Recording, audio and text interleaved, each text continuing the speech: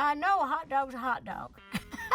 I mean, it's something different. It's not a sandwich. I think a hot dog is just its own little unique self. Well, being home with Mom and Dad on Sundays and the preacher coming over and Mama cooking our best stuff of a big pot of chicken and dumplings, making a big old cake of some kind, and just having fun, with all the people around enjoying Mama's good cooking.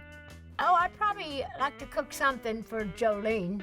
Potatoes have always been my weakness, either like in a potato chip, French fry, baked potato, Bolognese potato. Any tater is good with me. So that's always been my weakness, is potatoes.